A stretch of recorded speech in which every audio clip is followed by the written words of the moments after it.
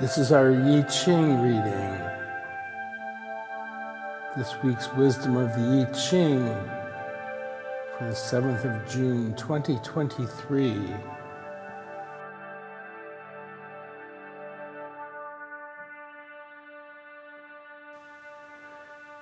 We have the images of grace, number 22, with the second line changing, moving to number 26, which is called the Taming power of the great. These two hexagrams both have the image of the mountain above. The mountain, also known as keeping still. This is the image of stone. The way the trigram is shaped gives us the idea of a gateway, of a door, and the gatekeeper who guards the door and allows us to pass through or not. The image of the mountain is also the image of the mountain pass. Here we have stillness as the beginning of movement, and we have movement ending in complete stillness. So the idea of beginning and endings is also inherent in the mountain. And the final end, when all things are brought to perfection.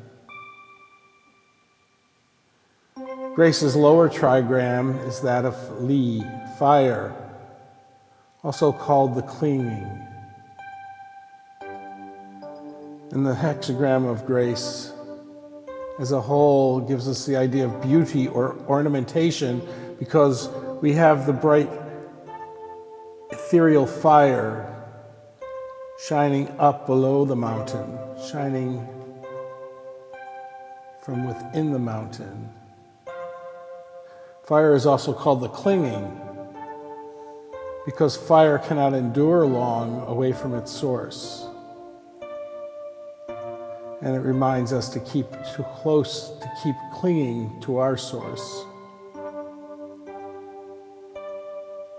And this week we're being asked to look at what is substantial in our life, what's solid like the mountain, and also what's ethereal like the fire. What is real and what gives beauty to what is real, what ornaments what is real. How do these two attributes of the Tao relate to each other? How are they kept in balance so that we have solidity, but we also have beauty? We don't want to make the mistake of putting one over the other in importance. Both are important. Grace talks about the need for beauty. There is a need for elegance. There is a need for politeness, for etiquette, for protocols, and for decorum in all our affairs, in all our dealings, whether it's one-on-one or in the largest group. But if we have politeness without firmness, that turns into flattery and submissiveness. And if we are firm without the softness and the courtesy of grace, then that turns into hardness and rigidity. So we have the image of grace in number 22 of the light at the foot of the mountain. It doesn't shine a glaring light. It's a soft, attractive glow from underneath. It softens the hard edges, the outcrops, the craggy rocks. And it makes this beautiful mountain even more beautiful. It shines obliquely from within. Graciousness is grace in action, and it tempers the places where we need to be firm in situations with people. So what in our lives, what this week, where do we need to temper and modify and soften firmness with grace? Think about at work, think about in the family, think about with friends, think about in our interactions on the street and in the stores. in all people's affairs, being graceful, gracious, brings people to our side, especially in small matters that can easily be dealt with and agreed upon with a little bit of grace, a little bit of equanimity. And the Tao definitely emphasizes equanimity in all our affairs. We accept the reality of the times, we accept the way the Tao is flowing or not flowing. If the gate is closed, forcing it open will not work. And if the gate is open, delaying and not moving through, when the doorkeeper, the gatekeeper says, come on in, come through on the path up the mountain, this also doesn't serve to further ourselves or anyone around us. And then internally, we can adorn the outer, but if the inner is grouchy, angry, sullen, negative, no amount of adornment is going to make that pretty. We can't put lipstick on a pig and call it beautiful. So we have to acquire the inner strength, the integrity, the decency, the sense of fairness, and all the spiritual qualities of joy and compassion and generosity and forgiveness and equanimity. And then adorning those qualities makes them doubly beautiful.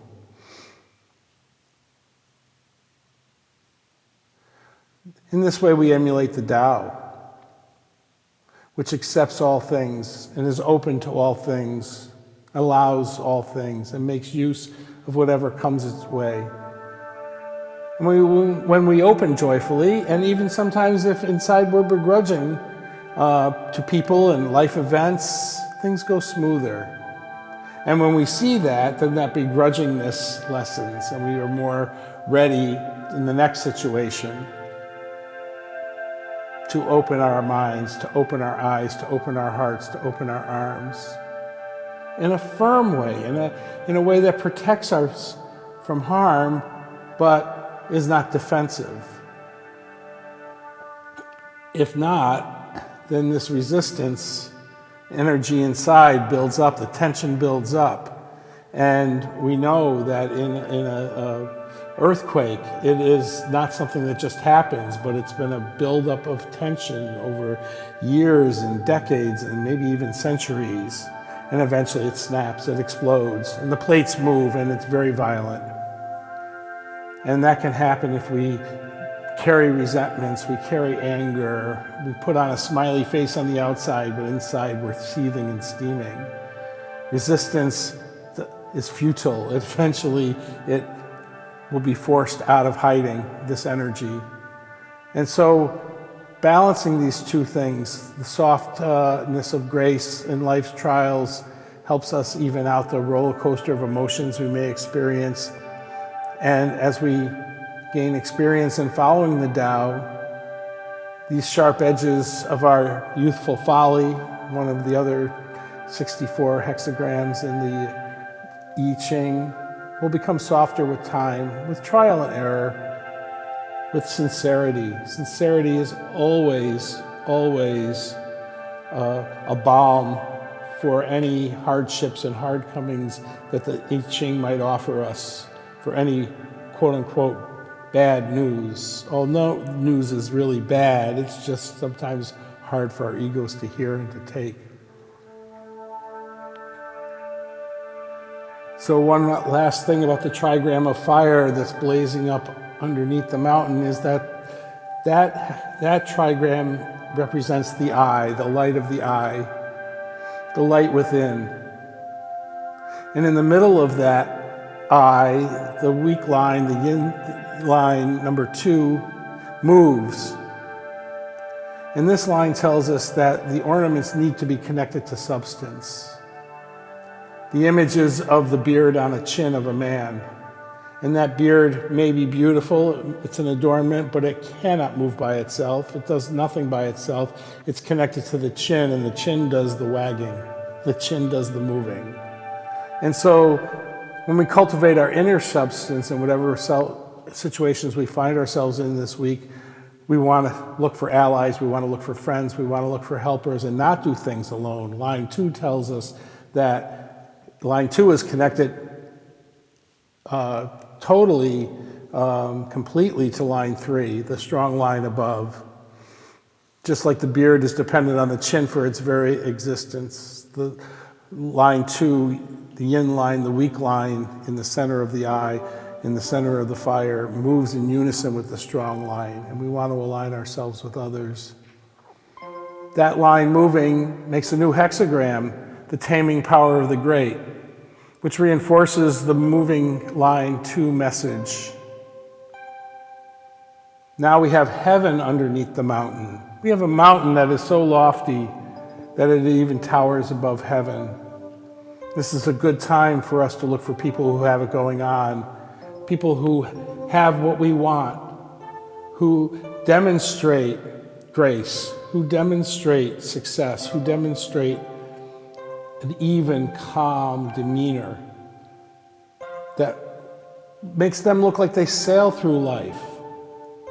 We don't know behind the scenes what hard work, what times of trial that they have overcome in their lives. We just see the outward appearance, that they are easy, they are successful, they are abundant, prosperous, they are creative, they are leaders, they're role models, they're mentors, they're heroes even. Look for people like these in your field who are successful in their craft and their careers and see how you can cling to them. Not in a needy way, and maybe not even in a personal one-on-one connection. I mean, one of my heroes has passed away, Frank Zappa. But I cling to him, I cling to his ideals, I cling to his ideas. I listen to his music all the time. He's a personal hero of mine. And there are many, many others. So who are your personal heroes, your mentors, your role models? Look to them, study them, see what they have that you can take for yourself. What rings true for you, not to be fake and false about it, but this is something that I can feel is mine as well. I see it in them, and if I spot it in them, I've got it in myself. This is also a time, the hexagram 26, Taming Power of the Great, relates to studying the past. What wisdom is coming to us from our ancestors, through our DNA, through our dreams and visions, through our writings, through our pictures, through things that our ancestors have left us, their artifacts. They're treasures. Heaven is buried underneath the mountain. Buried maybe is too strong a word, but it's there, it's hidden. It's time to do some digging and look to see what treasures. So bring a shovel, start prospecting. There's gold in them, there are hills. The taming power of the great shows us the time is ripe to harness some great power. This great power, this tension has been building up in the Tao and internally in our spirit for quite a while now, probably. This power is conserved, it's built up, if it's used wisely, it can be channeled and directed, this flow of Qi, into right pursuits, into fueling new ideas, fueling new energies, building new businesses, building new creative pursuits, building a new website. When a river is dammed up, that dam can break and it can flood and destroy a whole valley. Or that dam can hold and the water can be released judiciously to fuel a river, to fuel turbines for electricity. That energy, we can harness this flow of energy. It's ready to spill out. According to the Tao and the Ching this week, we have enormous potential now, an exceptional opportunity. If our character is firm and it's channeled and moderated by grace, a powerful personality can achieve whatever they set out to do. So this week, grace, ornamentation, adornments, those things which are on the outside are made beautiful by the light shining up from within. The ornamental is not fundamental, it's not serious, but yet grace refines all things. It polishes our interactions with kindness and charm, small favors. Fire shining under a mountain casts a light of beauty on a solid and lofty mountain, ornamenting its firm stillness. Firelight graces the craggy places and the rocky ledges, illuminating from below, breaking out from the secret depths, blazing upward. Grace brings order out of chaos. It's pleasing to the eye. In our lives, beauty shines from within, illuminates our solid character. The I Ching says that grace has success in small matters. It's favorable to undertake something. The yielding comes and gives form to the firm. This is the form of heaven. Pay attention to the small things, the small niceties. Give honor to that which turns the ordinary into something beautiful. Above we have the mountain, movement, beginning, and then resting in stillness. Below we have the fire, not the light of day, but the light that shines from within, the light that shines from the eye. When line 2 moves, the yin in the second place lends grace to his beard. This means that the cosmetic is superfluous to the substantial. It's the content that is essential. The beard cannot move by itself. It clings to the chin and moves with it just as fire is the clinging. And the form, while pleasing, is only beautiful if the inner character is beautiful. In a superior person, the light of consciousness inside is what shines, lighting up that which forever endures. The moving line changes us to the taming power of the great. The great taming has power now. Mountain soars above heaven. It's still and firm above and creative and moving below. Firmness and truth together.